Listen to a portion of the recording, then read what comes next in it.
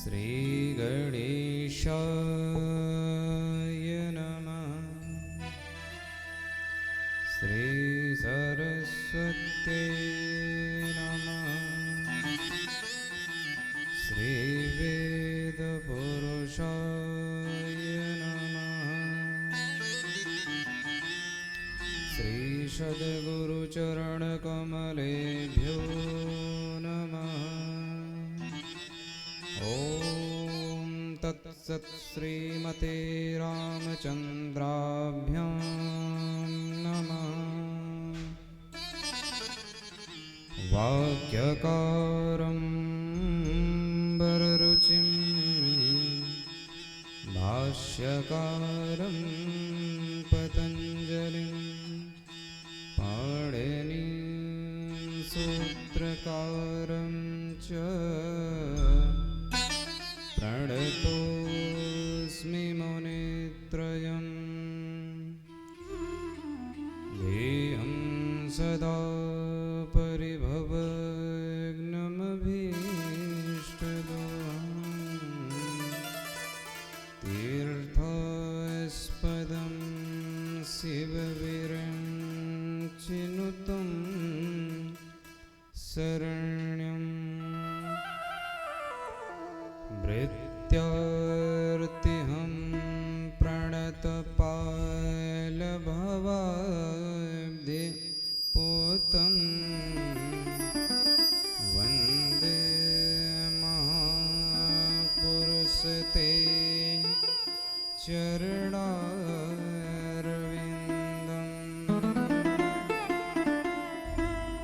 नारायण नमस्कृत्य नरं चैव नरोत्तमं देवीं सरस्वतीं व्यासं ततो जयमुदीरये। सीतानाथसमारम्भां रामानन्दार्यमध्यमाम् अस्मदाचार्यपर्यन्तां वन्दे गुरुपरम्पराम्। अखण्डमण्डलाकारं व्याप्तं येन चराचरं तत्पदं दर्शितं येन तस्मै श्रीगुरवे नमः। अच्युतगोत्रकुलवारिधपूर्णचन्द्रं श्रीवानखण्डिपदपङ्कजभृङ्गराजं श्रीसीतापतिचरणयोः कृतनित्यसेवां श्रीयोगेन्द्रस्य गुरुपदपङ्कजमाश्रयामः। बोलो सच्चिदानंद भगवान की जय। राधा कृष्ण युगल सरकार की जय। कनक भवन विहारी विहारणी जो सरकार की जय। जय जय श्री सीताराम। जय जय श्री राधेश्याम। परम मंगलमय परात्पर अखिल कोटि ब्रह्मांड नायक गुणगण निलय भक्तवांछा कल्पतरु योग योगेश्वर राजराजेश्वर श्री सर्वेश्वर राधा सर्वेश्वर भगवान श्री राधा कृष्ण श्री सीताराम की महती करुणा कृपा पितृजनों की महती करुणा कृपा, देवों की महती करुणा कृपा प्राप्त भई कि आज इस त्रिपाठी परिवार को श्रीमद् भागवत महापुराण कथा श्रवण करने का सुअवसर प्राप्त हुआ है। बंधुओं, भागवत की कथा जहां पर होती है वह कोई गांव नहीं रह जाता, वह कोई क्षेत्र नहीं रह जाता, वह तो साक्षात वृंदावन धाम हो जाता है।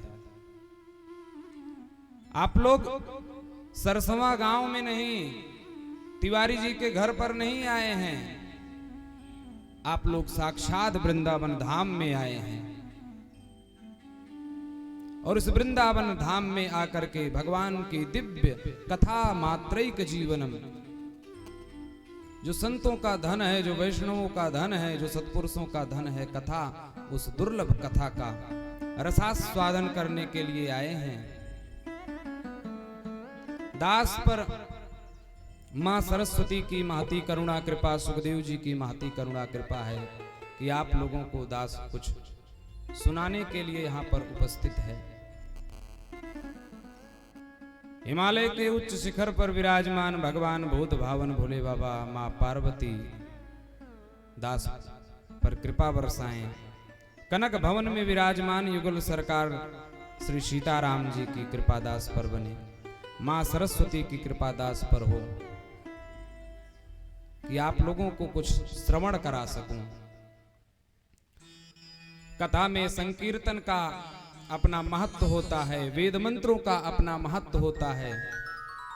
ऐसे दिव्य वेद मंत्रों का उच्चारण आप प्रातः काल श्रवण ही किए श्री आशीष भैया जी के द्वारा, और परम मित्र शशि प्रकाश पांडे जी जो श्रीमद् भागवत महापुराण का पारायण कर रहे हैं।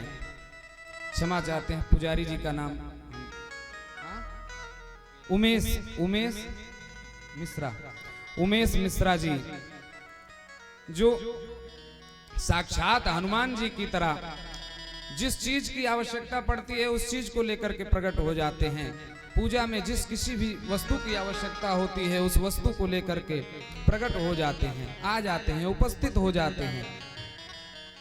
और बहुत ही सुंदर स्वभाव, आप जैसे ब्राह्मणों का संग हुआ, ऐसे दिव्य ब्रह्मदेव आपके यहाँ पधारे हैं और वेद मंत्रों से, भागवत महापुराण के श्लोकों के वाचन से आपके कानों को पवित्र कर रहे हैं, अपनी वाणी को पवित्र कर रहे हैं, क्षेत्र को पवित्र कर रहे हैं।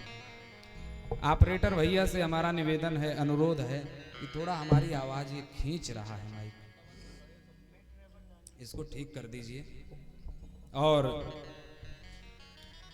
दिव्य राग रागनी वाद्य यंत्र के द्वारा ऐसे वाणी को, शब्दों को रसमयी बना रहे हमारे श्री सोनू भैया जी, तालमड़ी श्री अमरेंद्र जी, और ये हमारे भैया रमेश जी के माध्यम से आप लोगों को दिव्य संगीत का संकीर्तन करने का आनंद प्राप्त होगा। आइए कथा में प्रवेश करें। उससे पहले 2 बार हरिनाम संकीर्तन, फिर भगवान की जैसी कृपा होगी आप लोगों को कथा सुनाने का प्रयास करूंगा। जय जय राधा रमन, जय जय राधा रमन, जय जय राधा रमन, जय जय राधा रमन, जय जय राधा रमन, जय जय राधा रमन, जय जय राधा रमन, जय जय राधा रमन, जय जय राधा रमन, जय जय राधा रमन, जय जय राधा रमन, जय जय राधा रमन, जय जय राधा। तालियों की सेवा करते हुए राधा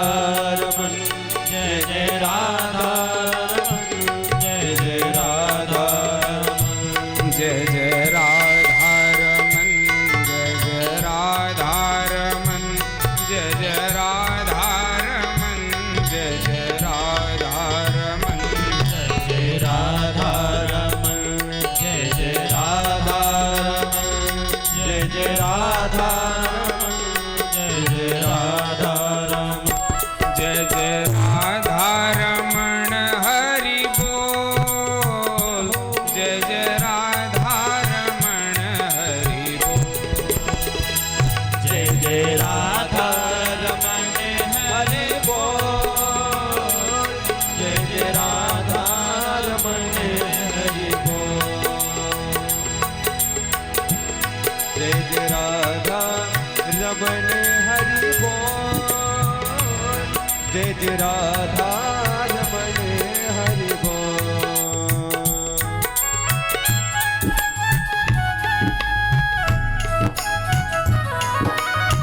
जय हो।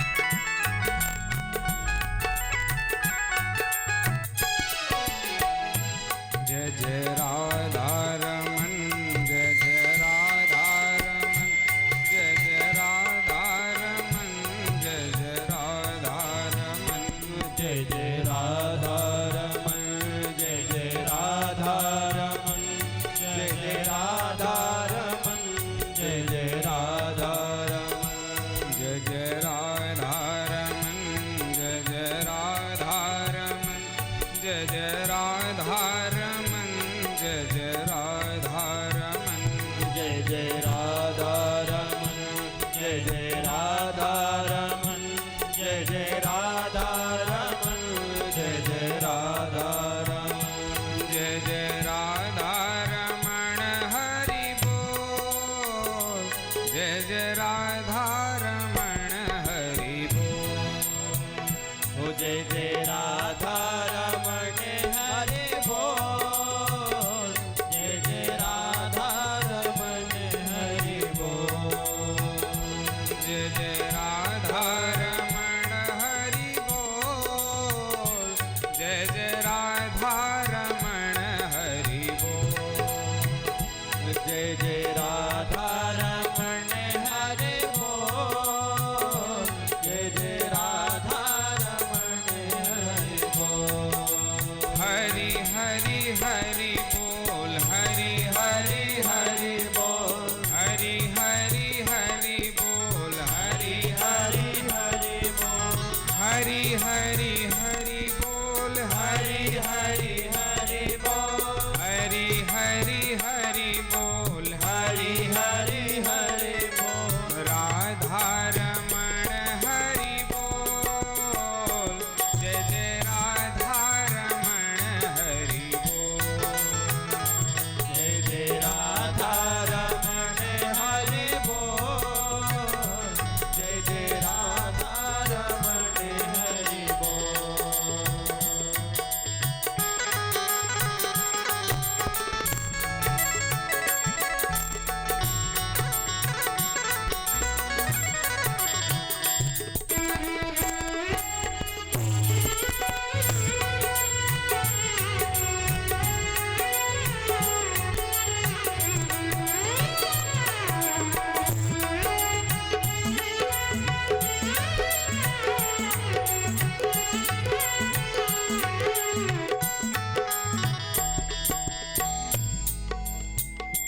जय जय राधा रमण हरि बोल। जय जय राधा रमण हरि बोल।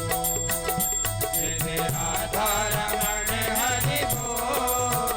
जय जय राधा रमण हरि बोल। जय जय राधा रमण हरि बोल। जय जय राधा रमण हरि बोल। जय जय राधा रमण हरि बोल। जय जय राधा रमण हरि बोल। जय जय राधा रमण हरि बोल। जय जय राधा रमण हरि बोल। जय जय राधा रमण हरि बोल। बोल भागवत महापुराण की जय। श्री सुखदेव जी महाराज की जय। पूर्व में आप लोगों ने श्रवण किया भक्ति ज्ञान वैराग्य का उद्धार कैसे होता है। फिर शौनकादिक ऋषियों ने पूछा, महाराज भक्ति ज्ञान वैराग्य का उद्धार तो ठीक है, क्या इस भागवत महापुराण की कथा से किसी पापी का भी उद्धार हो सकता है? तो पापी क्या, प्रेत का भी उद्धार, धुंधकारी का उद्धार पूर्व में आप लोगों ने श्रवण किया, किस तरह से धुंधकारी का उद्धार हुआ।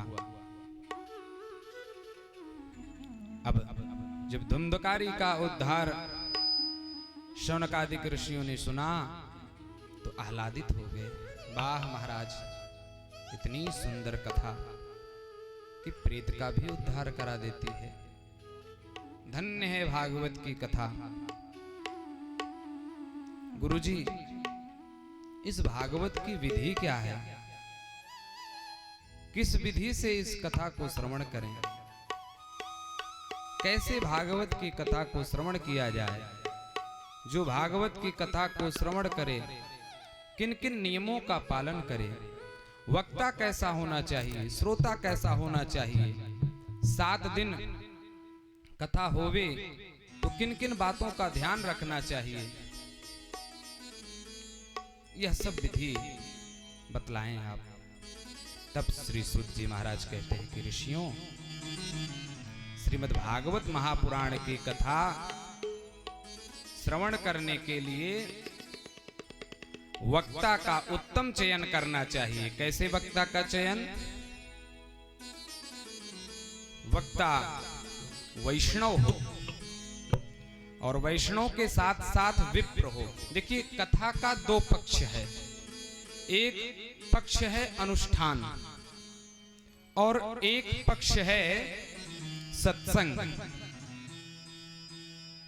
सत्संग आप किसी से भी श्रवण कर सकते हैं, वहां पर वक्ता का विचार नहीं होगा, वक्ता कोई भी हो चलेगा। परंतु यदि अनुष्ठान विधि से, साप्ताहिक विधि से भागवत की कथा श्रवण की जाए तो उसमें वक्ता का विचार अवश्य करना चाहिए। वक्ता ब्राह्मण ही होना चाहिए। परंतु महाराज, हमारे पुराणों में जितने वक्ता हैं अधिकतम पक्षीय देखे जाते हैं। श्रीमद् भागवत महापुराण के वक्ता सुखदेव जी महाराज, कलौ कीरेण भासितम। तिवारी जी, श्रीमद् भागवत महापुराण के वक्ता कौन? सुखदेव जी महाराज। कौन है? कीरेण शुकेण भासितम, तोता जी महाराज। और वाल्मीकि रामायण के वक्ता कौन? नहीं, कूजंतम राम रामेति मधुरम मधुराक्षरम आरुह्य कविता शाखा वंदे वाल्मीकि कोकिलम, कोयल जी महाराज। और रामचरित मानस में तो और गजब हो गया। मधुर वचन तब बोलो कागा, कागा जी महाराज। परंतु यदि अनुष्ठान विधि से कथा श्रवण करें, सत्संग का पक्ष अपना अलग होता है। सत्संग के पक्ष में वक्ता पर विचार नहीं करना है, लेकिन अनुष्ठान पक्ष में वक्ता पर विचार करना है कि वक्ता ब्राह्मण हो। ब्राह्मण ही ना हो, विप्र हो, वैष्णव हो। ये महाराज, ब्राह्मण और विप्र दोनों एक ही होते हैं। ब्राह्मण और विप्र, द्विज, ये सब तो एक ही हैं। इनमें क्या भेद है? बोले नहीं महाराज, भेद है। ब्राह्मण घर में जन्म लिया जिसने, जन्म लेते ही वह ब्राह्मण है। जन्म लेते ही वह ब्राह्मण है। आचार्य लोग कहते हैं ना, जन्मना ब्राह्मणो गया। क्यों पढ़नी चाहिए? जन्मना ब्राह्मणो गया, संस्कारात् द्विज उच्यते।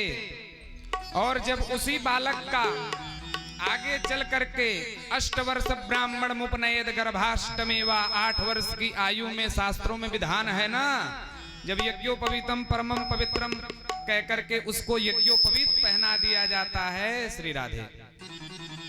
तब वह द्विज कहलाने के योग्य हो जाता है। जब 8 वर्ष की आयु में उस बालक को यज्ञोपवीत पहना दिया जाता है तो वही ब्राह्मण आज द्विज हो गया। अब वह वेदों के समीप जाने का अधिकारी हो गया, वेदों को पढ़ने का अधिकारी हो गया। परंतु आज की स्थिति यह है कि ब्राह्मण हो चाहे द्विजाति हो, क्षत्रिय ब्राह्मण वैश्य, ये इनको द्विजाति कहा जाता है, इनका उपनयन संस्कार होता है।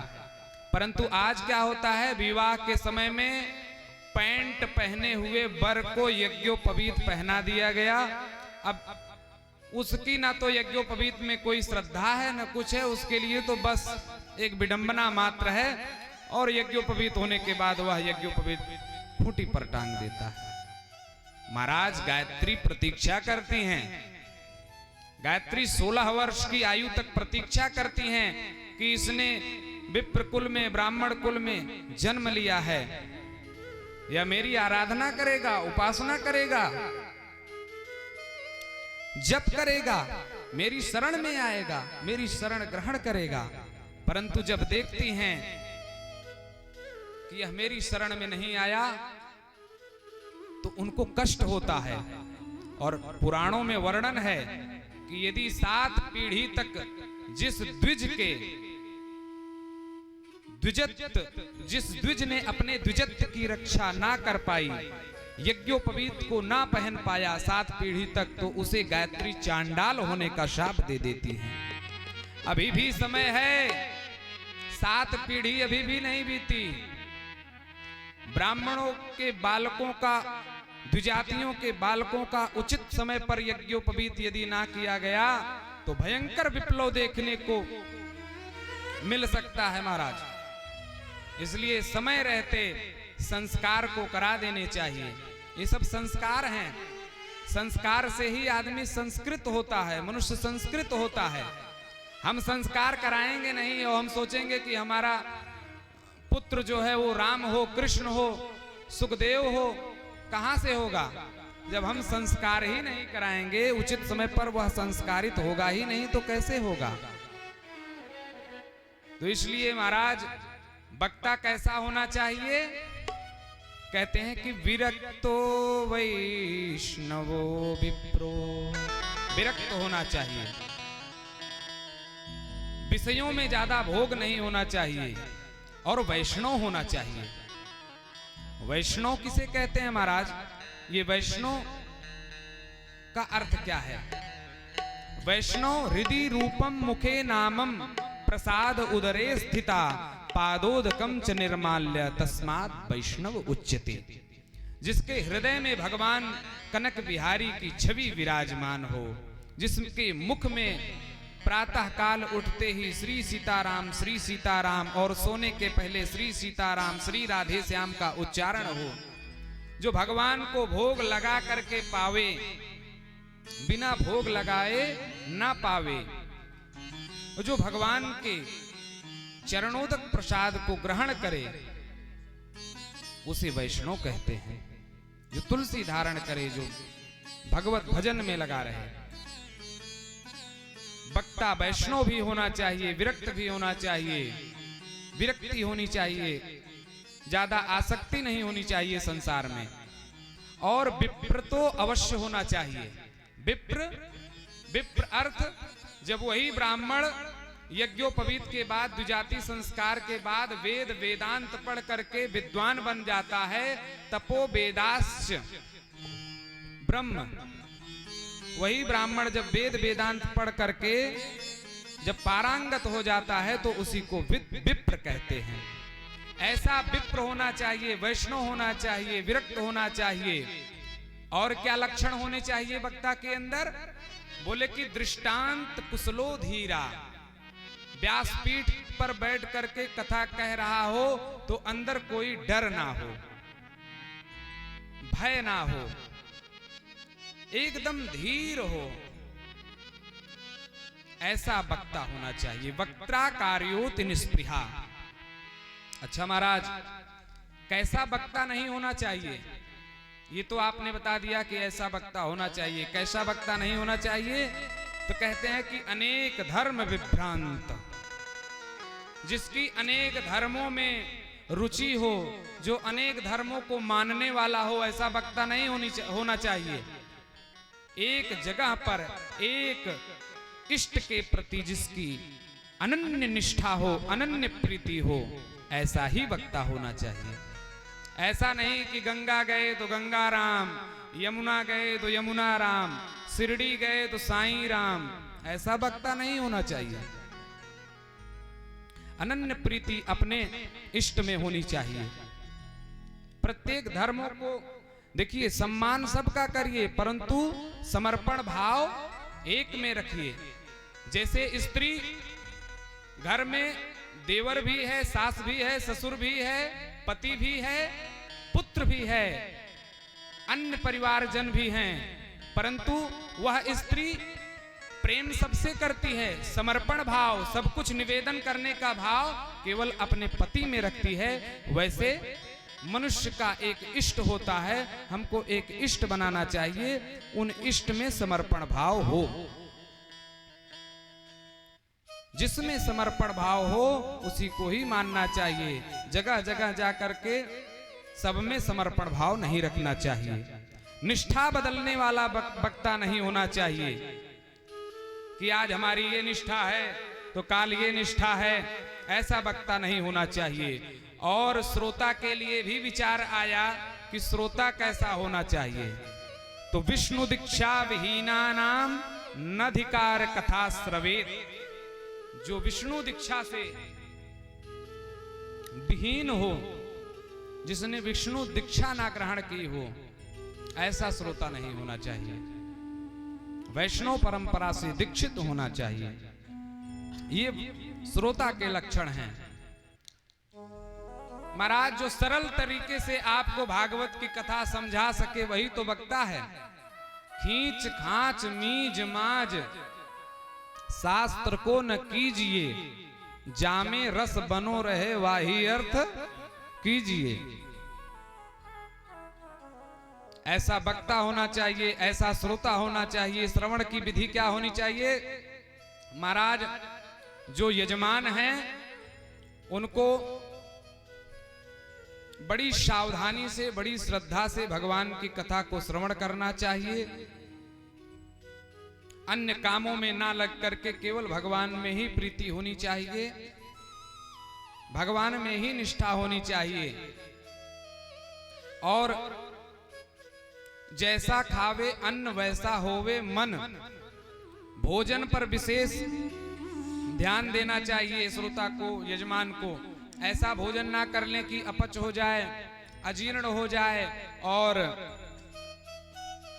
कथा पांडाल में बैठने में भी आक्षेप हो, तो ऐसा भोजन भी ना लें। तो कहें तो बोले महाराज, यदि हो सके तो घी पी करके रहें। बोले घी पी करके तो संभव नहीं हो पाएगा, तो दूध पी करके रह जाएं, गाय का दूध मिल जाए तो। बोले महाराज, हमारा इसमें भी संभव नहीं हो पाएगा। तो इसमें भी संभव नहीं हो पाएगा तो भैया फलाहार के विभिन्न उपकरण हैं, कुट्टू की पकौड़ी और बढ़िया साबूदाना की खीर और आलू फल कंद मूल इत्यादि खा करके खूब चकाचक फलाहार करके तब कथा पांडाल में बैठ करके कथा को श्रवण करें। बोले महाराज, हमारा तो इसमें भी नहीं चलेगा, हम तो भोजन करेंगे। बोले भैया, आप खूब भरपेट दोनों समय नहीं, चार टाइम भोजन करके बैठिए, कोई दिक्कत नहीं। एक टाइम नहीं, 4 समय भोजन करके बैठिए, परंतु कथा में कोई विघ्न ना हो, इसलिए आप जैसे हो पाए वैसे रहिए, कथा में कोई विघ्न ना हो। बस इस प्रकार से भोजन की विधि बतलाए और कथा श्रवण के उपरांत कीर्तन की विधि को बतलाए कि कथा श्रवण के उपरांत कीर्तन करना चाहिए। व्यास जी को श्रीमद् भागवत महापुराण सोने के सिंहासन पर रख करके दान करें, ब्राह्मणों को दान दें, दान की विधि को बतलाते हैं। और उसके बाद कीर्तन की विधि को बतलाते हुए जब शनकादिक जी महाराज कहते हैं कि कथा के अंत में कीर्तन का होना बहुत ही अनिवार्य है, और श्रीमद् भागवत महापुराण का सार क्या है, वह कीर्तन ही है। नाम संकीर्तनम यस्य सर्व पाप प्रणाशनम, कीर्तन होना चाहिए।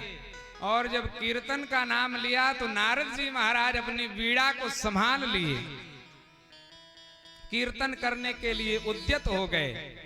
इतने में भगवान चतुर्भुज रूप में वहां पर प्रकट हो जाते हैं। सनकादिकों ने भगवान को आसन दिया, नारद जी महाराज ने अपनी वीणा संभाल ली, इंद्र ने अपने मृदंग पर थाप दिया। अर्जुन जी महाराज बहुत बड़े गवैया हैं, स्वर्ग में जाकर के संगीत को सीखा है उन्होंने, विभिन्न प्रकार के राग रागनी को अलापने लगे। प्रहलाद जी महाराज खूब गाना बजाना नहीं जानते, तो खूब ताली बजा बजा करके नाच रहे हैं। प्रहलाद तालधारी तरल गतितया चोद्धव कांस्यधारी वीणाधारी सुरर्षि स्वर कुशलतया राग करता अर्जुनो भू इंद्रो वादी मृदंगम जय जय शुककारः कीर्तने ते कुमारः यत्राग्रे भावभक्ता सररचयनया व्यासपुत्रो बभूव। खूब ताली बजा बजा करके महाराज नाचने लगे। आइए हम लोग भी संकीर्तन करें। उधर सनकादिक नारद जी संकीर्तन कर रहे हैं, यहाँ हम लोग भी संकीर्तन के माध्यम से आनंद लें। श्री कृष्ण गोविंद हरे मुरारी, हे नाथ नारायण वासुदेव। श्री कृष्ण गोविंद हरे मुरारी, हे नाथ नारायण वासुदेव। श्री कृष्ण गोविंद हरे मुरारी, हे नाथ नारायण वासुदेव। श्री कृष्ण गोविंद हरे मुरारी, हे नाथ नारायण वासुदेव।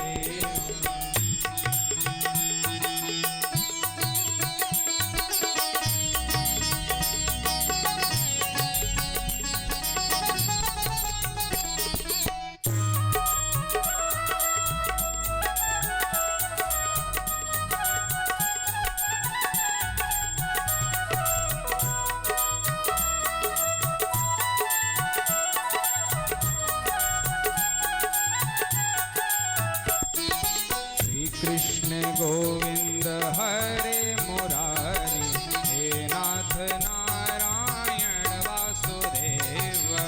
कृष्ण गोविंद हरे मुरारी, हे नाथ नारायण वासुदेव। गोविंद मेरी यह कामना है, गोविंद मेरी यह कामना है। गोपाल मेरी यह प्रार्थना है, गोपाल मेरी यह प्रार्थना है। भूलो नहीं नाम कभी तुम्हारा, भूलो नहीं नाम कभी तुम्हारा। निष्काम होके मैं दिन रात गाऊं, निष्काम होके मैं दिन रात गाऊं। निष्काम होके मैं दिन रात गाऊं। निष्काम होके मैं दिन रात गाऊं। हे नाथ नारायण वासुदेव। गोविंद हरे मुरारी, हे नाथ नारायण वासुदेव। इस प्रकार से दिव्य संकीर्तन शनकादिकों ने किया, नारद जी ने किया। अब श्री व्यास जी महाराज भागवत जी का मंगलाचरण करते हैं। भागवत जी का मंगलाचरण बड़ा ही दिव्य है। भागवत के मंगलाचरण में किसी देवता आदि का नाम नहीं लिया गया, प्रत्यक्ष रूप से किसी देव को नमस्कार किया हो, किसी भी देव का नाम नहीं लिया गया, परंतु मंगलाचरण से यह प्रतिभासित होता है कि साक्षात नारायण की वंदना व्यास जी ने की है। जन्माद्यस्य यतोऽन्वयादितरतश्चार्थेषु विज्ञस्वरा तेने ब्रह्महृदाय आदिकवये मुह्यन्ति यत्सूरयः तेजो वारिमृदां यथा विनिमयो यत्र त्रिसर्गो मृषा धाम्ना स्वेन सदा निरस्तकुहकं सत्यं परं धीमहि। दूसरा मंगलाचरण करते हैं कि धर्मः प्रोज्झित कैतवोत्र परमो निर्मत्सराणां सतां वेद्यं वास्तवमत्र वस्तु शिवदं तापत्रयोन्मूलनम्। कि श्रीमद्भागवते महामुनिकृते किं वा परेरीश्वरः सद्यो रेद्यवरुध्यते त्रिकृतिभिः शुश्रूषुभिः तत्क्षणात्। सत्यम परम धीमहि मंगलाचरण में कहते हैं कि सत्य को प्रणाम है। कैसे सत्य को प्रणाम है? सत्य को प्रणाम है। यह सत्य कौन है भैया? किस सत्य को प्रणाम है? सत्यम परम धीमहि। केवल सत्यम परम धीमहि कहकर के चुप हो जाते हैं, किसी देवता आदि का नाम नहीं लेते, तो कैसे निर्णय हो कि किस देव को प्रणाम कर रहे हैं? विद्वानों ने इसके अनेक अर्थ किए हैं। कहते हैं जन्माद्यस्य यतोऽन्वयादितरतश्चार्थेषु विघ्नः स्वराट्। भगवान जन्म मृत्यु से परे हैं, वह अणु अणु में विद्यमान हैं और स्वराट हैं।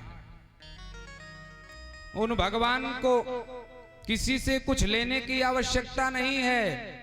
यदि किसी को कुछ देना चाहते हैं तो बैठ करके पढ़ा करके देने की भी आवश्यकता नहीं है, संकल्प मात्र से दे देते हैं। कैसे? ब्रह्मा जी को वेद दिए, कैसे दिए? तेने ब्रह्म हृदय आदि कवये। ब्रह्मा जी को वेद दिए, संकल्प मात्र से वेद प्रदान कर देते हैं। ऐसे हैं भगवान। और उनकी माया के बारे में बताते हैं कि उनकी माया इतनी दुस्तर है। दैवी ह्योसा गुणमयी मम माया दुरत्यया मामेव ये प्रपद्यन्ते माया में ताम तरन्ते। गीता में कहते हैं ना कि मेरी माया बड़ी दुस्तर है।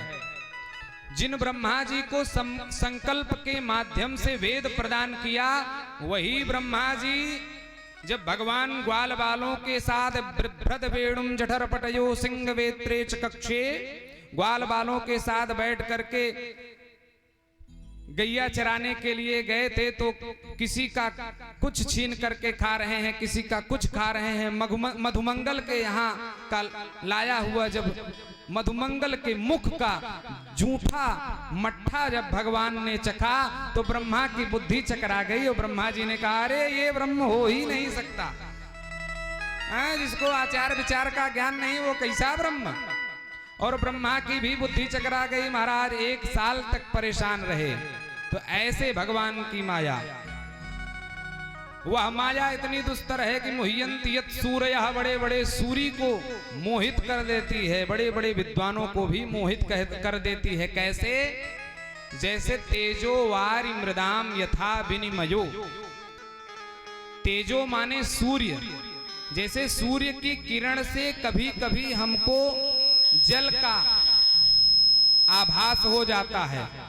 मोटर गाड़ी से जब चलते रहते हैं तो जेठ का महीना हो, कड़ाके की धूप हो, सूर्य की किरण जब सड़क पे पड़ती है तो लगता है कि यहाँ जल बह रहा है।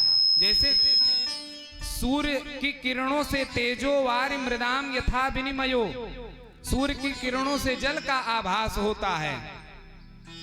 जैसे रेगिस्तान में सूर्य की किरण पड़ती है तो उस सूर्य की किरण से जो हिरण होता है उसको लगता है कि यह जल है और उसी जल के लिए इधर उधर दौड़ता रहता है, परंतु वहां जल नहीं होता है। ऐसे भगवान की माया है। तेजो वारी मृदाम यथा विनिमयो यत्र सर्गो मृषा। व्यास जी कहते हैं वस्तुतः लोगों को देखने में लगता है कि यह अवस्थाएं सत्य हैं, परंतु तीनों अवस्थाएं मृषा अमृषा, अमृषा माने झूठी हैं। तीनों अवस्थाएं क्या? जागृत, सुसुप्ति और स्वप्नावस्था। कभी कभी हम स्वप्न में जब सो जाते हैं तो स्वप्न देखते हैं बड़ा भारी भयंकर भूत हमारे पीछे लगा हुआ है और उस भूत से पीछा छुड़ाने के लिए हम भागते हैं। पीछे भूत दौड़ रहा है, आगे हम दौड़ रहे हैं और इतनी तेज से दौड़ रहे हैं, इतनी तेज से दौड़ रहे हैं कि तड़ाक से गिर पड़ते हैं। इतने में नींद खुल जाती है तो न कोई भूत है न कोई प्रेत है। तीनों अवस्थाएं जैसे अमृषा है महाराज, जागृत अवस्था भी अमृषा है। कैसे? बाबा जी कहते हैं कि मोह निशा सब सोह निहारा, मोह निशा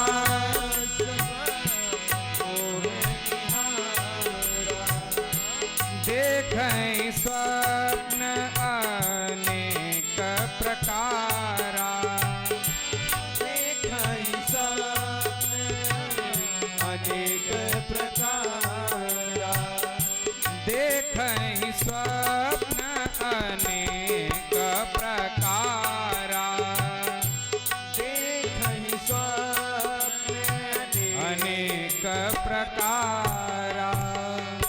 तीनों अवस्थाएं अमृषा हैं, झूठी हैं। ऐसे धामना स्वेन सदा निरस्त कुहकम सत्यम परम धीमहि। भैया जब तीनों अवस्थाएं झूठी हैं तो जो सत्य है उसी की शरण में चला जाए, उस सत्य को प्रणाम है। बड़ा ही सुंदर मंगलाचरण व्यास जी ने किया। किस सत्य को प्रणाम है? उस सत्य को प्रणाम है। अब सत्य कौन है? खोजते रहिए, खोजने की आवश्यकता नहीं है। जब दसम स्कंद में प्रवेश करेंगे तो दसम स्कंद के द्वितीय अध्याय में ही जब देवताओं ने गर्भस्तुति किया है भगवान की, तो सत्यम व्रतम सत्य परम त्रिसत्यम सत्यस्य योनिम निहितम च सत्ये सत्यस्य सत्यामृत सत्य नेत्रम सत्यात्मकं त्वां शरणं प्रपन्नाः। 9 बार सत्य सत्य सत्य कह करके संबोधित किया है भगवान को। तो अर्थ यही समझिए कि सत्य का अर्थ भगवान ही है। सत्यम परम धीमहि, ऐसे सत्य की हम वंदना करते हैं, ऐसे सत्य को हम प्रणाम करते हैं। दूसरे श्लोक में व्यास जी महाराज श्रीमद् भागवत महापुराण की वंदना करते हैं कि धर्मः प्रोज्झित कैतवोत्र परमो, धर्मः प्रोज्झित कैतवोत्र परमो निर्मत्सराणां सताम्। हाँ भैया, ध्यान से सुनने की बात है। क्या कहते हैं व्यास जी? भैया भागवत सुनने का अधिकारी कौन है? धर्मः प्रोज्झित कैतवोत्र परमो निर्मत्सराणां सताम्। जिसके अंदर से मत्सर निकल गया हो। मत्सर का अर्थ तो आप लोग समझ ही रहे हैं। मत्सर का अर्थ ईर्ष्या। 2 प्रकार के मच्छर होते हैं तिवारी जी। एक मच्छर बाहर से काटता है। बाहर से काटने वाले मच्छर के लिए हम कछुआ, क्वाइल, मच्छरदानी इत्यादि लगा लेंगे, परंतु जो मच्छर अंदर से डसता है, जो मच्छर अंदर से काटता है, उससे बचने के लिए क्या करेंगे? निर्मत्सराणाम सताम, जिसके अंदर मत्सर है वह भागवत की कथा श्रवण करने का अधिकारी नहीं है। मत्सर क्या है? ईर्ष्या। और यह ईर्ष्या क्या है कि जब काहू की सुनई बढ़ाई, श्वास लेत तन जूड़ी आई। सरल विधि से समझिए कि पराई उन्नति को देख करके जलना, यही मत्सरता है।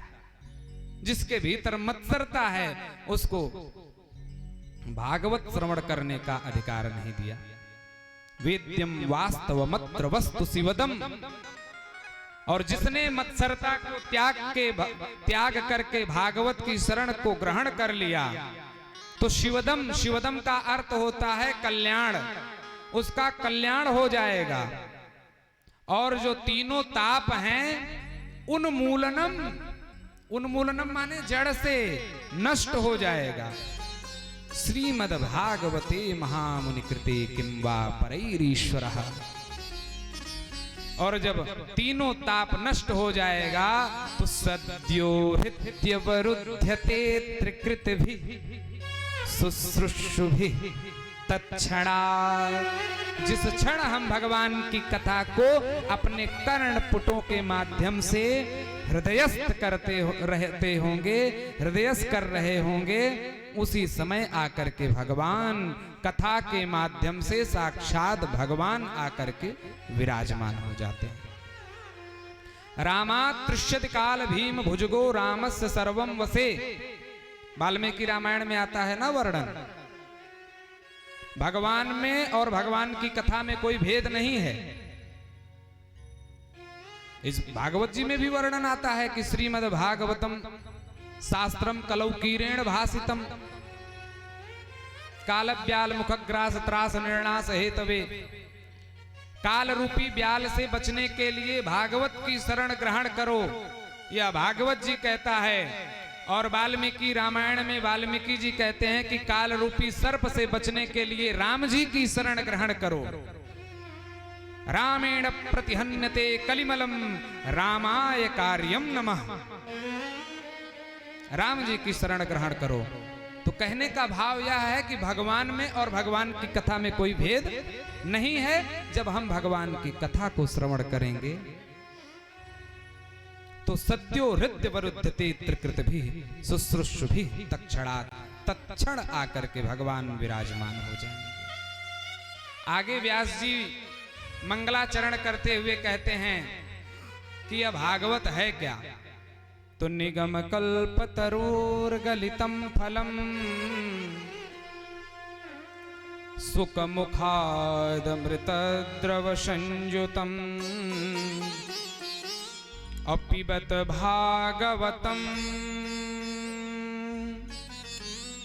रसमालयम मुहुरहो रसिका भुवि भावुकाः। निगम कल्प तरोर गलितम फलम। यह भागवत जो है वह निगम, निगम का अर्थ वेद, नितराम समयति बोधयति स निगमो वेदः।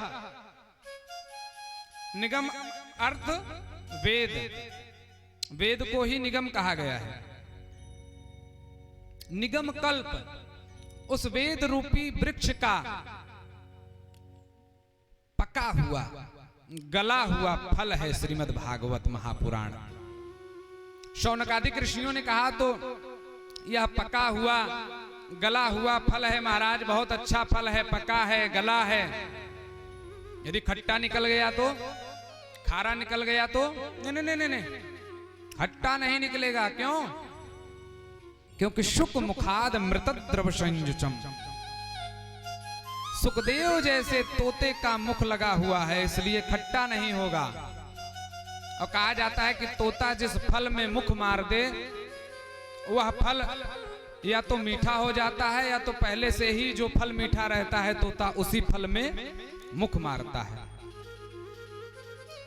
वाह महाराज, बड़ा सुंदर फल है। पका है, गला है, परंतु पृथ्वी पर आते आते फट गया होगा, हो गया होगा, पिलपिला हो गया होगा। नहीं, फटा नहीं, पिलपिला नहीं हुआ। क्यों? क्योंकि शिष्य प्रशिष्य पल्लवायाम, शिष्य प्रशिष्य के माध्यम से परंपरा अनुगत नारायण से ब्रह्मा, ब्रह्मा से नारद जी को, शनकादिकों को, शनकादिक से नारद जी को ऐसे प्राप्त होते होते, शुक को शुक से सूत जी को ऐसे प्राप्त होते होते हुए यह फल आया है। इसलिए फटा भी नहीं है। तो महाराज बहुत सुंदर फल है, तो इस फल को क्या किया जाए, कैसे खाया जाए, क्या खाया जाए, क्या बहाया जाए? छिलके को फेंक दिया जाएगा कि उसको भी खाया जाएगा? तो शौनकादिकों ने कहा, मुनियों, इस फल में छिलका और गुटली है ही नहीं, इस फल को खाने की आवश्यकता नहीं। पिबतु, इसको पियो। पिबतु भागवतम रसमालयम, बारंबार पियो। किस तरह से पिए? जैसे दशरथ जी महाराज राम के वियोग में रह नहीं पाए, उस तरह से पियो कि कथा के बिना हम रह नहीं पाए, कथा के हम इतने रसिक हों कि कथा के बिना रह ही ना पाए। इस तरह से कर्णपुटों के माध्यम से हृदयस्थ करो, बार बार भरो, बारंबार मुहुर्मुह बारंबार पियो, और इतना पियो कि यह श्रवण रूपी समुद्र कभी पीते पीते थके ना। कथा में प्रीति होनी चाहिए। हर गुनंदन प्राण पीते, हर गुनंदन प्राण पीते,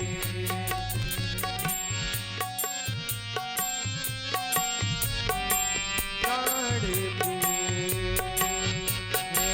हर गुनंदन प्राण पीते, हर गुनंदन प्राण पीते।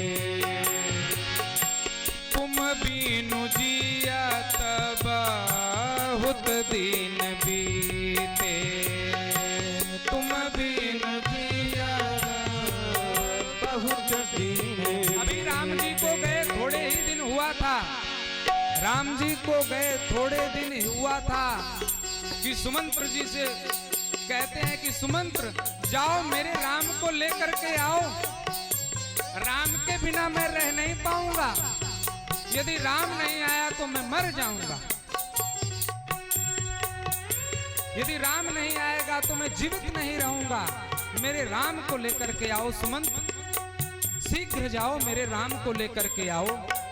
जिस प्रकार से दशरथ जी को भगवान के प्रति अनन्य प्रीति है, वैसे जो श्रोता हो, श्रोता का लक्षण ऐसा हो कि भागवत की कथा, राम की कथा, भगवान की कथा में इतनी अनन्य प्रीति हो कि कथा के बिना रह नहीं पाए। और सुनते सुनते ये ना कहे कि अरे भाई बहुत सुन लिया, कथाएं तो शास्त्रों में तमाम भरी पड़ी हुई हैं, कथाएं तो क्या कहें हम सब जानते ही हैं, ऐसा नहीं। भरहि निरंतर हो ही न पूरे, भरहि निरंतर हो ही न पूरे। चाहे जितनी बार पियो, बारंबार पियो, परंतु पूर्ण ना हो, अतृप्त रहो। भागवत की कथा से, भगवान की कथा से अतृप्ति हो।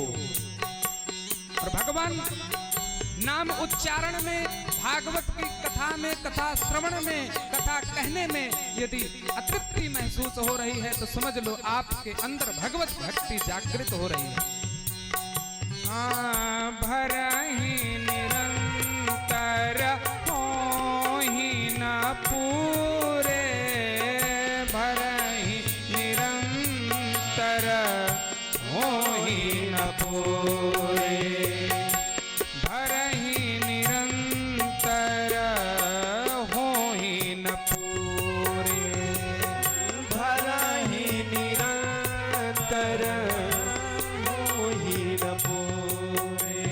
गोस्वामी जी कहते हैं जिनको भगवान की कथा सुनते सुनते निरंतर भर रहा है और पूर्ण नहीं हो रहा है, उसी के भवन में जाकर के निवास करो।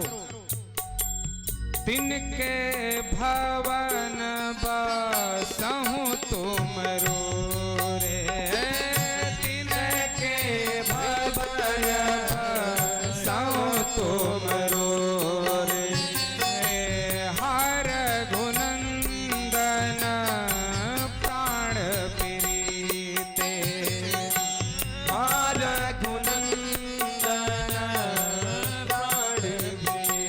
इस प्रकार से श्रोता के अंदर कथा श्रवण करने की जिज्ञासा होनी चाहिए।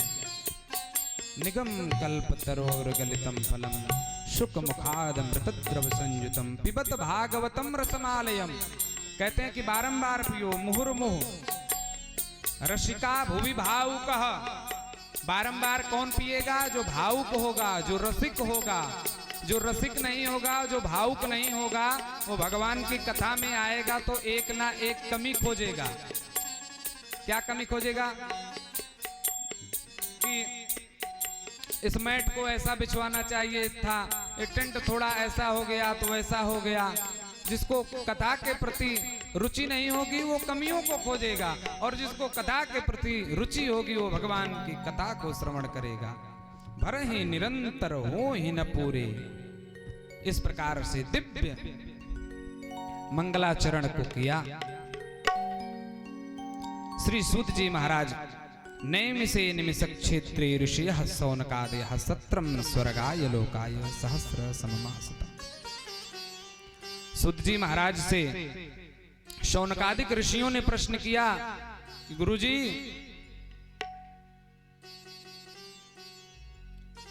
अब आप हमें कृपया करके ये बताएं कि भगवान संसार में क्यों आते हैं?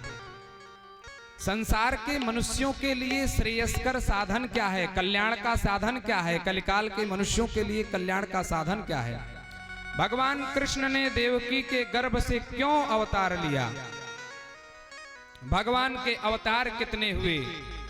भगवान की कथाओं का सार सुनाइए। क्यों?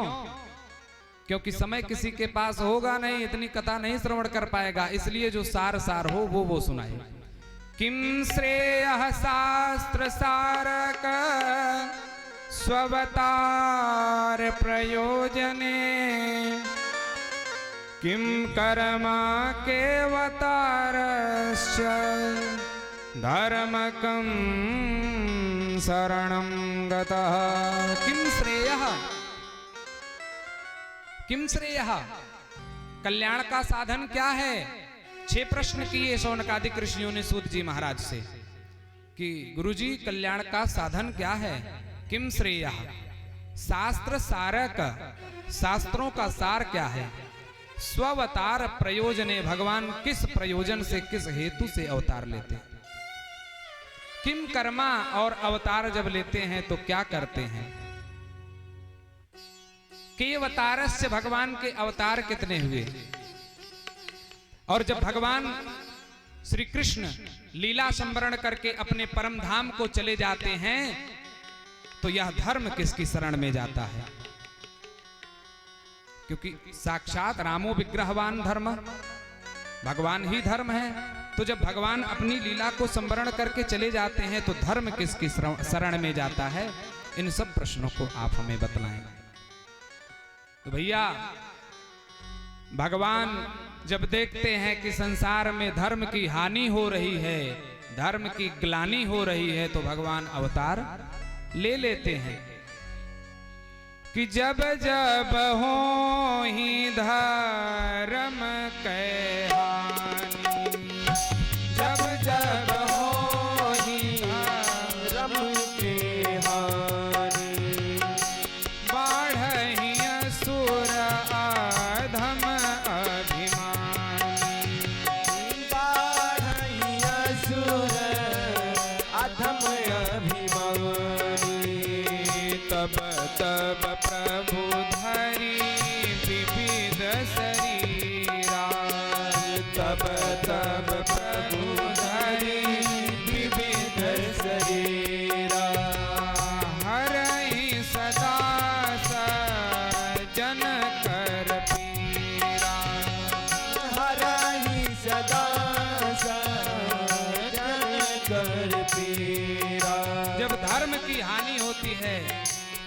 सज्जनों पर कुठाराघात होता है तो भगवान स्वतः ही अवतार ले लेते हैं। शौनकादिक ऋषियों ने जब प्रश्न किया सूत जी महाराज से, 6 जब प्रश्न किए तो 6 प्रश्न इतने उत्तम किए और ये 6 प्रश्न कल्याण का साधन है और इसी 6 प्रश्न के उत्तर में पूरा श्रीमद् भागवत महापुराण है महाराज। पूरा श्रीमद् भागवत महापुराण इसी 6 प्रश्नों के अंतर्गत में है। जब ऐसा प्रश्न किया तो सूत जी महाराज को अपने गुरु जी की याद आ जाती है। क्यों? क्योंकि जब हमसे कोई प्रश्न करता है तो जिसने हमको पढ़ाया है हमारे गुरु जी की याद आ जाएगी। यदि आपसे कोई आपके विभाग के बारे में पूछता है कि तिवारी जी ये बताइए कि वहाँ जब आप ऑन ड्यूटी थे तो परेड कैसे करते थे, वहाँ पर क्या क्या विधि थी, तो आपका जो वहाँ क्या बोलते हैं सीनियर, जो सीनियर होगा तुरंत उसकी याद आ जाएगी, जिसने आपको सिखाया होगा उसकी याद आ जाएगी। जैसे कल सूबेदार भैया और ये छोटे वाले, इनका नाम हम नहीं जानते हैं, भैया कह रहे थे कि हम क्या कहते हैं, हमको बाबूजी इतना सशक्त रखते थे कि पूछिए मत, एकदम सक्रिय रखते थे, प्रत्येक काम में निष्क्रियता नहीं, प्रत्येक काम में सक्रिय रखते थे हमको। तो महाराज जी बाबूजी की तपस्या और इनके अनुशासन का ही फल है कि आज हम लोग सफल हो गए और हम लोग भी सेना में रत हैं। ये बाबूजी का आशीर्वाद है। यदि बाबूजी इतना आप पर अनुशासन ना करते तो आप हो सकता है ना पहुंचते। लालने बहवो दोषा ताड़ने बहवो गुड़ा, तस्मात् पुत्रम च शिष्यम च ताड़येत न तु लालयेत। ताड़ने का अर्थ ये नहीं कि मारना, ताड़ने का अर्थ है निगरानी रखना। लड़का क्या कर रहा है, कैसे है, उस पर निगरानी रखना। और आपने ऐसा किया तो आपके दोनों पुत्र वहां पर हैं जहां पर सौभाग्य है जाना। महाराज देश की सेवा, राष्ट्र की सेवा कर रहे हैं, राष्ट्र की सेवा में रत हैं, ऐसी सेवा में हैं। तो जब हम किसी से कोई प्रश्न करते हैं तो उसके गुरु की याद आ जाती है, कहने का भाव ये है। वैसे जब सूत जी महाराज से शौनकादिक ऋषियों ने प्रश्न किया तो तुरंत याद आ गई, किनकी? गुरु जी की याद आ गई, गुरु जी की याद आ गई। गुरु जी कौन है? यम प्रव्रजन्तमनुपेतमपेत कृत्यम द्वैपायनो विरह कातरया जुहाव, पुत्रेति तन्मयतया तरवोभिनेदुः तम सर्वभूत हृदयं मुनिमानतोऽस्मि। यम प्रव्रजन्तमनुपेतमपेत कृत्यम।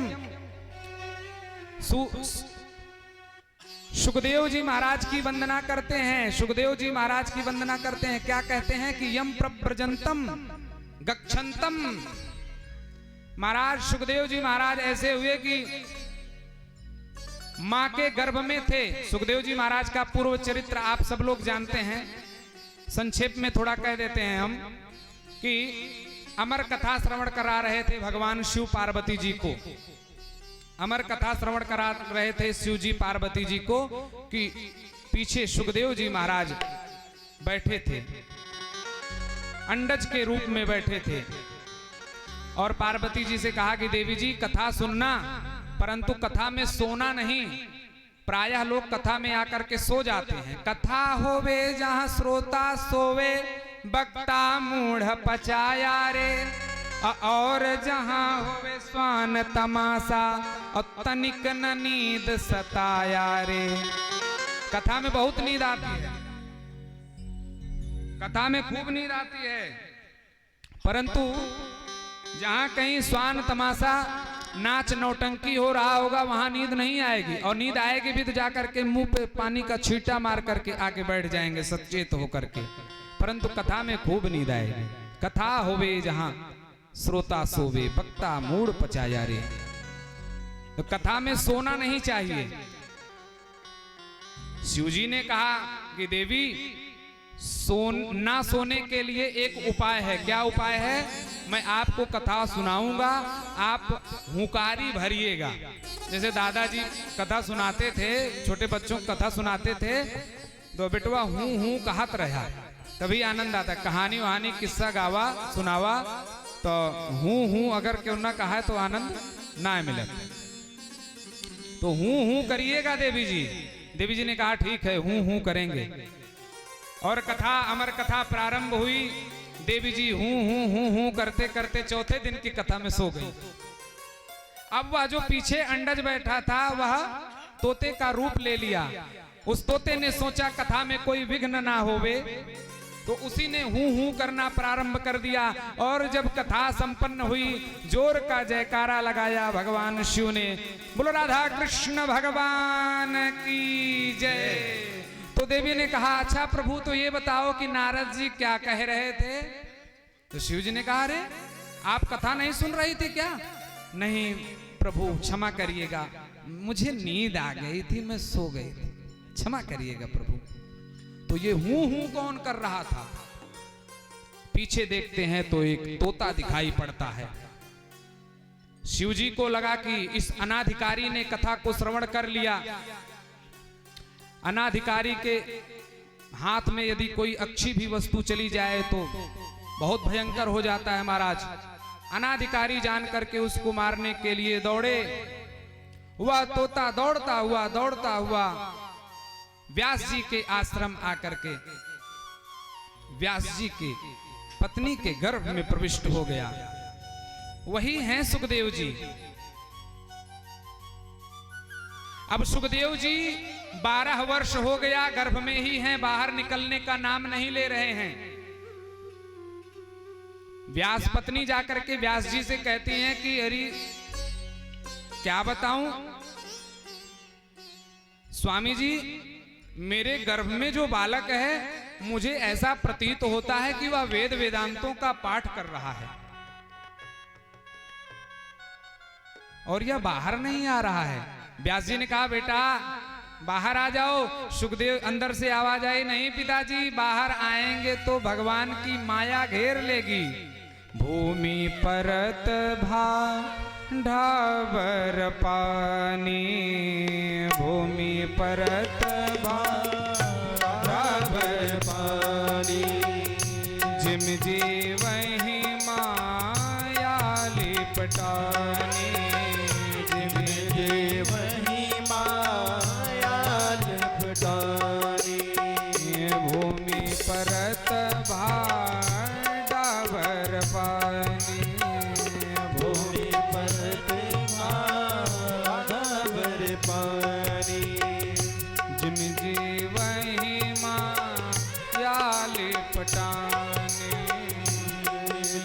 वही माया लिपटानी। पिताजी मैं बाहर नहीं आऊंगा। क्यों? क्योंकि भगवान की माया घेर लेगी। भगवान ने कहा बेटा बाहर आ जाओ, मैं वचन देता हूं मेरी माया तुमको, मेरी माया तुम्हारा कुछ नहीं बिगाड़ पाएगी।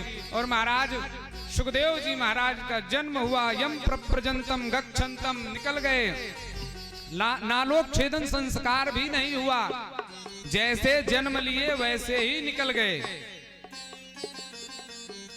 सुखदेव जी महाराज आगे आगे जा रहे हैं, व्यास जी पीछे से पुकारते हुए जा रहे हैं। पुत्र मोह से बच ना पाए व्यास जी पीछे दौड़ते हुए जा रहे हैं। बेटा बेटा रुक जाओ, रुक जाओ। परंतु जंगल के वृक्षों से प्रतिध्वनि आती है। जब व्यास जी बेटा बेटा पुकारते हैं तो जंगल के वृक्षों से आवाज टकरा करके बेटा बेटा उनको सुनाई पड़ता है। मानो जंगल के वृक्ष यह कह रहे हैं कि व्यास जी कौन किसका पुत्र, कौन किसका पिता। पुत्र के विरह में आतुर होकर के व्यास जी सुखदेव जी के पीछे दौड़ रहे हैं, परंतु सुखदेव जी को कोई फर्क नहीं पड़ रहा है। अपने मस्ती में चले जा रहे हैं, चले जा रहे हैं। तो बच्चे पत्थर मारते हैं कि अरे नंगा बाबा पत्थर मारते हैं तो कोई फर्क नहीं पड़ता।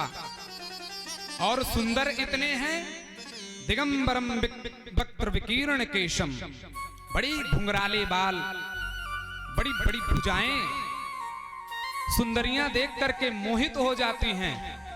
कौन अनुराग पूर्ण निहार रहा है, कौन उपहास पूर्ण निहार रहा है, कौन परिहास पूर्ण निहार रहा है, इस पर ध्यान नहीं देते हैं, अपने मस्ती में चले जाते हैं।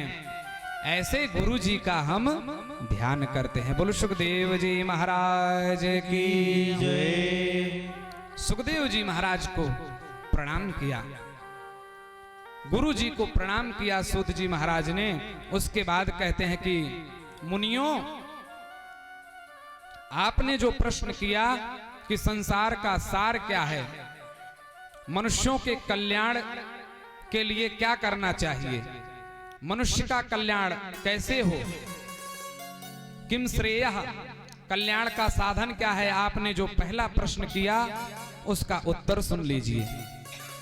सवै पुंसां परो धर्मो यतो भक्ति रथोक्षजे अहैतुक्य प्रतिहता ययात्मा संप्रसीदते।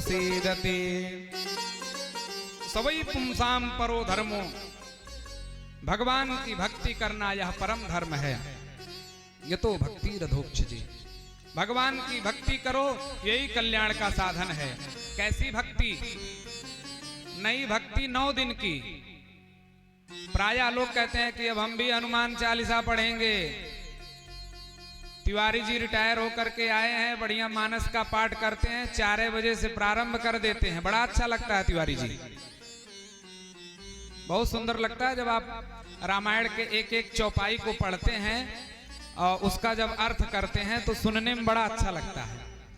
तो इनको देख के लगा कि अब हम भी करेंगे, परंतु 2 दिन किए, 3 दिन किए, कार्तिक बीता, अगहन आया, भयंकर कोहरे की तड़ाके की ठंड। अरे छोड़ो, कौन करेगा, मर जाएंगे, पड़े रहो रजाई में। 8 बजे तक रजाई में पड़े, हो गई भक्ति। तो ऐसी भक्ति नहीं होनी चाहिए। कैसी भक्ति होनी चाहिए? अहेतुक्य प्रतिहता, अहेतुकी भक्ति होनी चाहिए। तेल के धारावत भक्ति होनी चाहिए। तेल आप गिराइए, कितना भी बारीकी से तेल गिराएंगे, कितने भी धीरे धीरे गिराएंगे, तेल के धार छिन्न भिन्न नहीं होंगे, एक धार में गिरेगा। तो जैसे तेल की धारा गिरती है, ऐसे भक्ति होनी चाहिए, अहेतुक्य प्रतिहता। और जब इस प्रकार की भक्ति, आप लोग बार बार उठ करके, बार बार बैठ करके कथा में विघ्न मत डालिए। एक बार बैठ जाइए तो बैठ जाइए, उठ जाइए तो उठ जाइए। श्री सीताराम। और जब इस प्रकार की भक्ति हो जाएगी तो पूरी गारंटी है कि भगवान कहते हैं कि अहम भक्त पराधीनो यस स्वतंत्र इव द्विजा। आगे कथा श्रवण करेंगे। 9वें स्कंद में अम्बरीश उपाख्यान में आएगा वर्णन कि जब दुर्वासा जी जाते हैं तो भगवान कहते हैं कि भाई मैं तो भक्त के अधीन हूं, जाइए आप अम्बरीश जी के शरण में जाइए। भगवान जब ऐसी भक्ति हो जाती है तो भक्त के अधीन हो जाते हैं। और भगवान स्वयं कहते हैं कि भक्त मेरे मुकुटमणि, मैं भक्तन को दास, और जहां भक्त मेरे पैर रखें धरूं वहां मैं हाथ।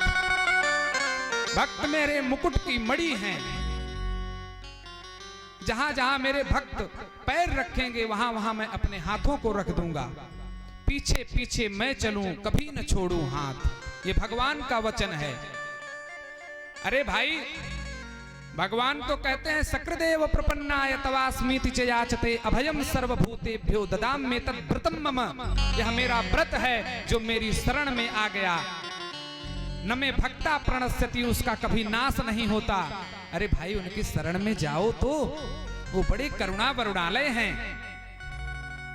वो तो उस पर भी कृपा करते हैं जो विष लगा करके पूतना आई है, उस पर भी कृपा करते हैं। भगवान के तरफ आप एक कदम बढ़ेंगे तो भगवान आपकी तरफ 10 कदम बढ़ेंगे। भगवान अर्जुन से कहते हैं कि अर्जुन,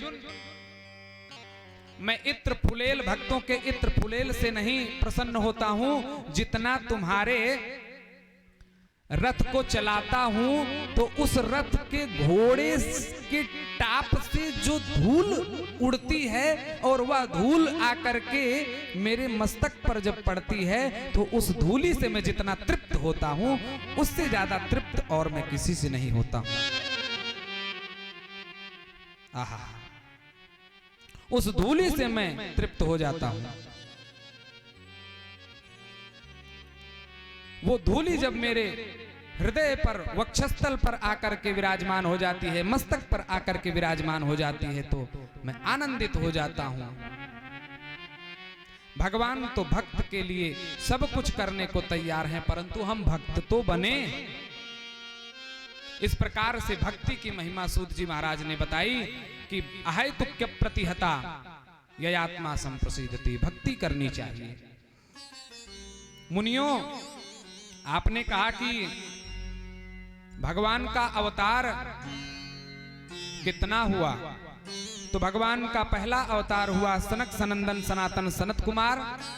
दूसरा अवतार भगवान ने पृथ्वी को जब हिरण्याक्ष नामक दैत्य लेकर के रसातल में चला गया था तो पृथ्वी को यथावत स्थान पर स्थापित करने के लिए भगवान ने वराह का अवतार लिया। तीसरा अवतार भगवान ने देवर्षि नारद का लिया। चौथा अवतार भगवान ने नर नारायण के रूप में लिया। पांचवा अवतार भगवान ने कपिल के रूप में लिया, देवधूति माता के गर्भ से। और छठा अवतार भगवान ने दत्तात्रेय के रूप में, सातवां यज्ञ नारायण, आठवां ऋषभ देव, पृथु जी, मत्स्यावतार, कच्छप अवतार, धन्वंतरी अवतार, मोहिनी अवतार, प्रहलाद पर कृपा करने के लिए नृसिंह अवतार लिया।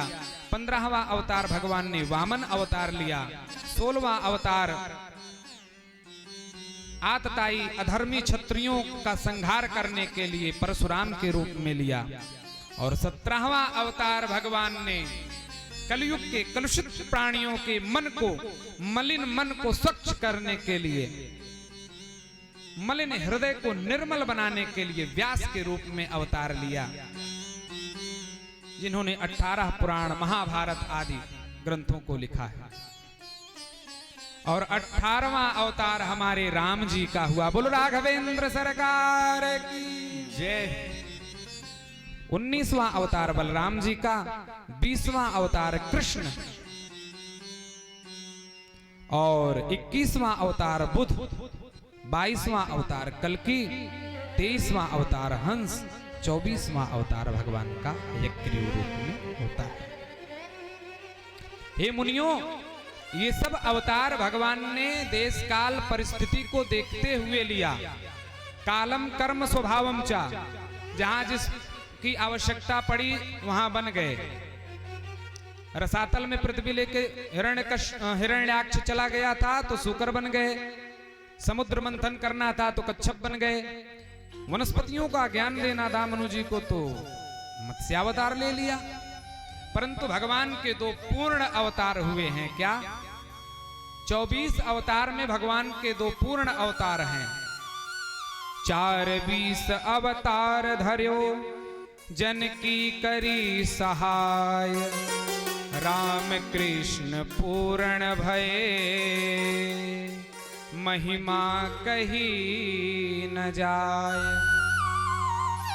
24 अवतारों में 2 अवतार मुख्य है, राम और कृष्ण का। ये पूर्ण अवतार है भगवान का, जिसमें भक्तों को आनंद प्रदान किया है भगवान ने, सज्जनों को आनंद प्रदान किया है भगवान ने। राम और कृष्ण में कोई भेद नहीं है महाराज। आप ये मत समझिएगा कि भागवत की कथा चल रही है तो पंडित जी कृष्ण कृष्ण अधिक कह रहे हैं तो राम कृष्ण 2 एक हैं, अंतर नहीं निमेष, इनके चपल गंभीर हैं उनके चपल सने। दोनों में कोई भेद नहीं है, एक ही हैं।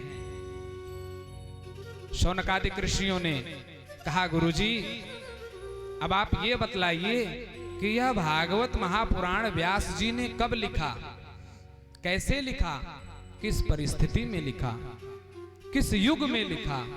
कस्मिन् युगे प्रवित्तेयं स्थाने वा केन हेतुना कुतः सन्नोदितः कृष्णः कृतवान् संहितां मुनिः। किस युग में लिखा, कैसे लिखा, किस स्थिति में लिखा? तो सूत जी महाराज कहते हैं कि द्वापर के अंत में महर्षि पराशर के अंश से मां सत्यवती के गर्भ से व्यास जी का प्रादुर्भाव हुआ। व्यास जी महाराज ने 17 पुराण, महाभारत, वेदों का भी भाष्य किया, परंतु उनके हृदय में शांति नहीं मिली। उनको ये लगता है कि हमने अभी कुछ किया नहीं। श्री राधे, उनके हृदय में शांति नहीं मिली। उन्हें ये लगता है कि अभी हमने कुछ लिखा ही नहीं। बड़े चिंतित थे, व्यथित थे कि इतने में नारद जी महाराज पधार गए। बोले महाराज, आपकी चिंता का कारण क्या है? क्यों चिंतित हो? व्यास जी ने कहा कि क्या बताएं नारद जी, हमने 17 पुराण लिख दिए, वेदों का भी भाष्य किया, परंतु मेरे चित्त में शांति नहीं मिली। मेरा चित्त अभी भी शांत नहीं है। मुझे ऐसा लगता है कि अभी हमने कुछ किया ही नहीं। नारद जी हंस करके कहते हैं कि व्यास जी, आपने सब कुछ किया, परंतु भक्त और भगवान की कथा को नहीं लिखा, इसलिए आपके हृदय में शांति नहीं है। भक्त की महिमा को लिखिए, भागवत की महिमा को लिखिए। क्यों? क्योंकि संतों की महिमा से, भक्त की महिमा से मैं अपनी कथा सुनाता हूं। आज जो मैं नारद बन करके घूम रहा हूं ना आप लोगों के बीच में, ये किसकी महिमा है? ये भक्ति की महिमा है। इसलिए आप भक्ति का चरित्र लिखें। मैं आप लोगों के मध्य में, देवताओं के मध्य में जो घूम रहा हूं, इसका क्या कारण है? भक्ति किया मैंने, सत्संग किया मैंने। मैं था ही क्या?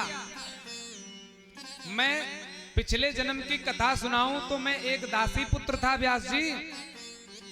यहं पुरातीत भवे भवं मुने दास्यास्तु कस्याश्चन वेदवादिना निरूपितो बालक एव योगिना शुश्रूषणे प्रावृत्ति निर्विक्षता। नारद जी कहते हैं व्यास जी, मैं पिछले जन्म में दासी का पुत्र था। मेरी माँ लोगों के घर में जा जा करके बर्तन मांजती थी, बर्तन साफ करती थी, और जो कुछ भी थोड़ा मोड़ा लाती थी उसी से जीवन निर्वाहन होता था। एक दिन मेरे गांव में साधुओं की जमात आई। अब तो साधुओं की जमात आना ही बंद हो गई महाराज। भले साधुओं की जमात चलती थी। कई बड़े बड़े महात्मा महापुरुष ऐसे देखने को मिलते हैं जो जमात की देन है। साधुओं की जमात आई, किसी बालक का संस्कारित हुआ, पूर्व जन्म का प्रारब्ध था। उसके मन में आया कि हम भी संत बनेंगे, हम भी महात्मा बनेंगे, तो वो साधुओं के साथ महात्मा बनने के लिए चला जाता था। परंतु अब तो साधुओं की जमात देखने को ही नहीं मिलती। नारद जी कहते हैं कि साधुओं की जमात मेरे गांव में आई, भजन चलता, कीर्तन चलता, रात्रि को पंडित जी कथा करते, उस कथा में, उस सत्संग में मैं भी जाता, मेरी माँ भी जाती सेवा करने के लिए, बर्तन आदि साफ करने के लिए। तो जो साधु बाबा का जो उच्छिष्ट बचा हुआ अन्न रहता, जो भोग सामग्री रहती, उसको खाता। और धीरे धीरे धीरे धीरे मेरी प्रवृत्ति महात्माओं के प्रति बढ़ती गई। मेरे हृदय में हुआ कि मैं भी साधु बाबा बन जाऊं। मैंने महात्माओं के पास जाकर के कहा कि गुरुजी हमें अपना चेला बना लो, हम भी साधु बनना चाहते हैं, घर में नहीं रहना चाहते हैं। साधु बाबा जानते थे कि इसकी माँ आती है, रोज बर्तन इत्यादि साफ करती है। गोद में बैठा के कहा, बेटा तू अपनी माँ का एक लौता पुत्र है, तेरे ऊपर बहुत जिम्मेदारी है, माँ की सेवा कर। इसके बाद नहीं नहीं नहीं, हमको तो साधु बाबा बनना है, हम कुछ नहीं जानते, हमको साधु बाबा बनना है, आप हमें साधु बाबा बना दें। महात्मा लोग बड़े चक्कर में पड़े। बोले बेटा हम तुझको एक मंत्र दिए देते हैं, इसी मंत्र का जप करते रहना और अवसर पा करके जब जिम्मेदारियों से मुक्त हो जाना तो पूर्ण रूप से भगवान के प्रति समर्पित हो जाना। नमो भगवते तुभ्यं वासुदेवाय धीमहि प्रद्युम्नाय निरुद्धाय नमः संकर्षणाय च।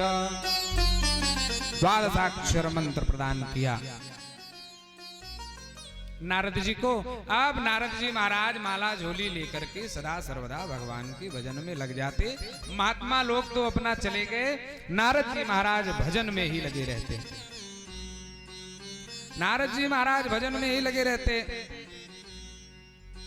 महात्मा लोग चले गए और एक समय ऐसा आया कि जो चाहते थे वही हुआ। एकदा निर्गतां गेहा दुहंतीं निशिगाम पथि।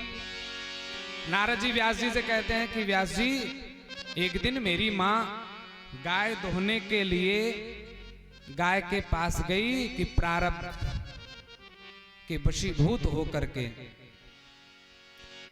मेरी माँ को एक सर्प ने डस लिया और मेरी माँ मर गई। और जब माँ मर गई तो मैं अंदर ही अंदर बहुत प्रसन्न हुआ कि अब भजन में कोई विघ्न डालने वाला नहीं है। जाके प्रिय न राम वैदेही तजियता ही कोटि वैरी सम यद्यपि परम स्नेही। अब भजन में कोई विघ्न बाधा डालने वाला नहीं है, अब तो पूर्ण रूप से भजन करूंगा। परंतु समाज को दिखाने के लिए यदि हंसूंगा तो लोग कहेंगे कि माँ के मरने पर हंस रहा है, बड़ा नालायक लड़का है, तो बाहर से दो चार आंसू भी टपका लिया।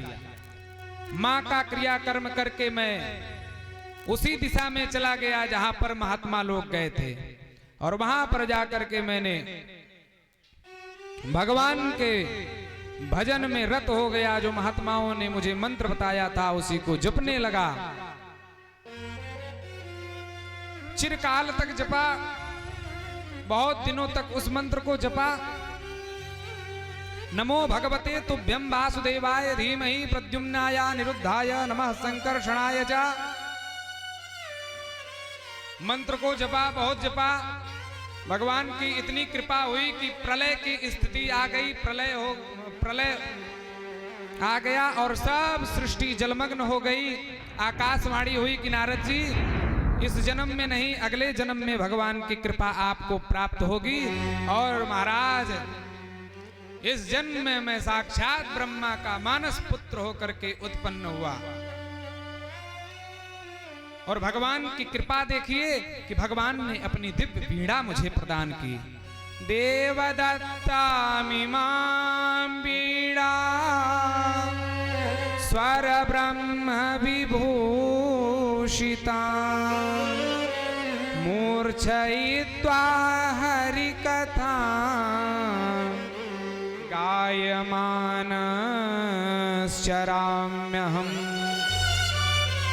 देवताओं में जाऊं, मनुष्यों में जाऊं, दानवों में जाऊं, मानवों में जाऊं, जहां जाऊं वहां पर अभ्यागत गति से मैं हर जगह जा सकता हूं, वहां पर मेरा सम्मान हो सकता है।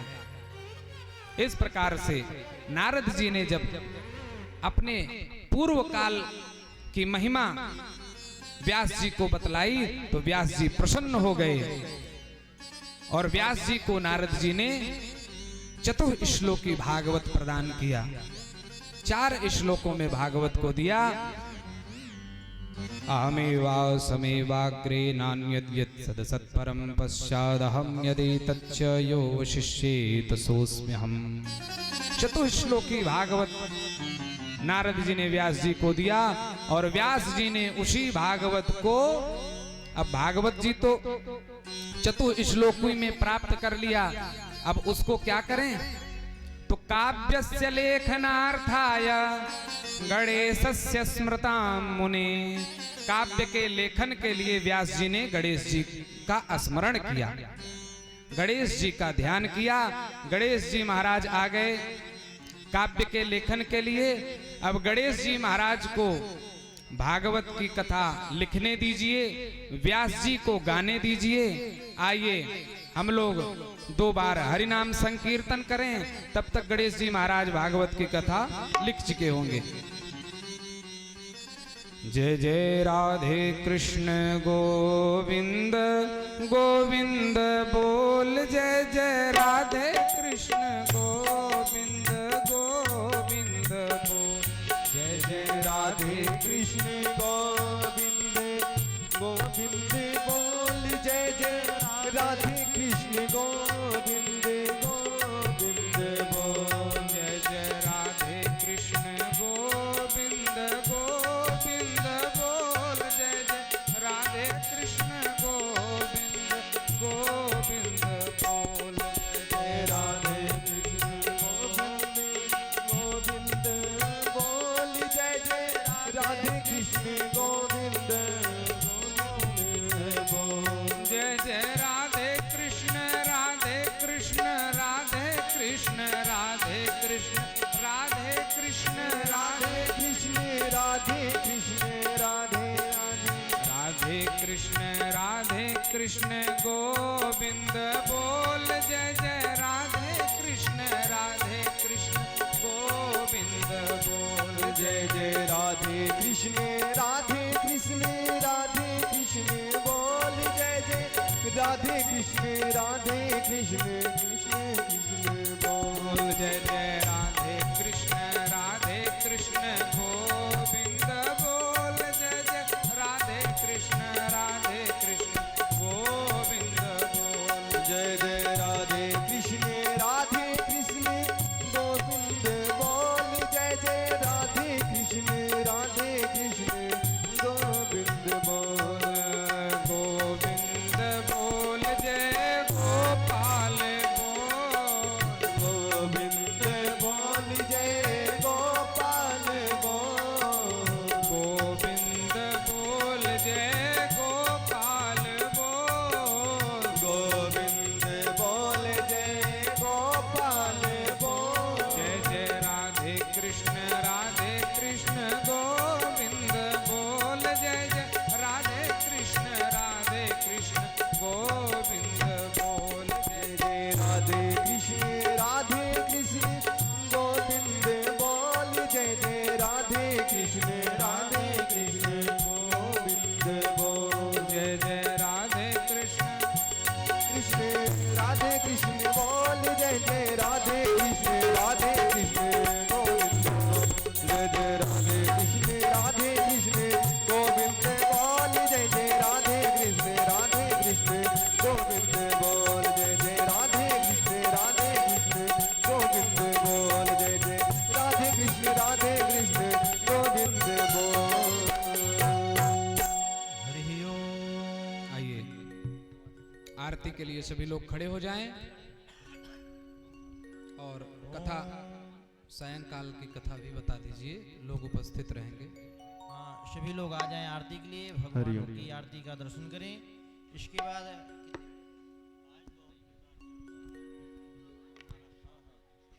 हरि ओम। चंद्रमा मनसो जात सुखो सूर्यो अजायत, श्रोत्राद्वायुस्य प्राणस्य मुखादग्निरजायत। श्री भागवत भगवान की है आरती, पापियों को पाप से है तारती। श्री भागवत भगवान की है आरती, पापियों को पाप से है तारती। श्री भागवत भगवान की है आरती, पापियों को पाप से है तारते। श्री भागवत भगवान की है आरती, पापियों को पाप से है तारते। ये अमर ग्रंथ ये मुक्ति पंथ ये पंचम वेद निराला है, नव ज्योति जगाने वाला है। ये अमर ग्रंथ ये मुक्ति पंथ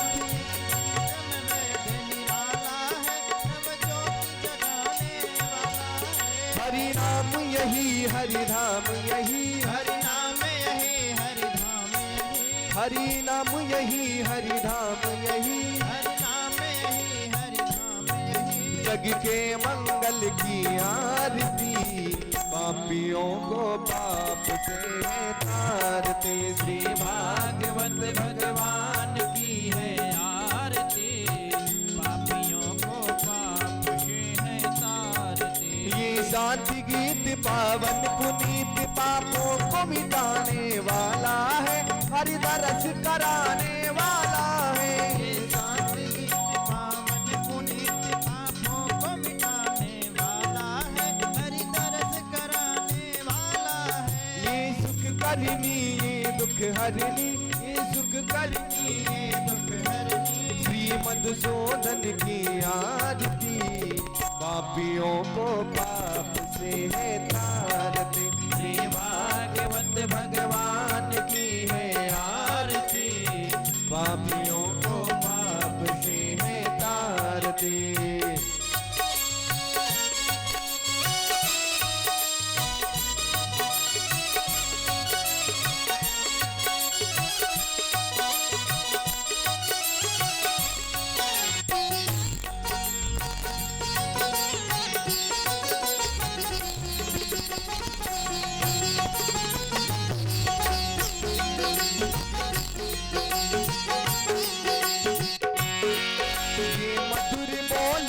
पंथ खोल सन्मार्ग दिखाने वाला है, बिगड़ी को बनाने वाला है। ये मधुर बोल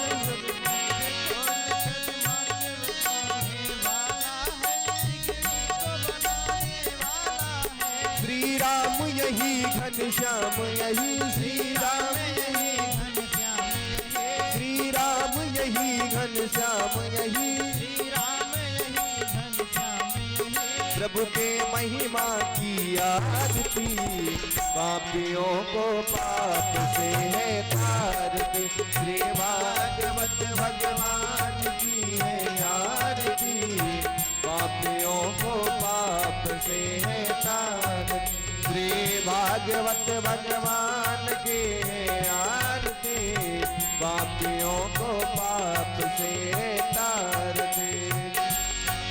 वो कर्पूर गौरम करुणावतारम संसार सारम भुजगेन्द्रहारम सदा वदन्तं हृदयारविन्दे भावं भवानी त्वमेव माता पिता त्वमेव त्वमेव बन्धु सखा त्वमेव त्वमेव विद्या द्रविणं त्वमेव सर्वं मम देव देवा।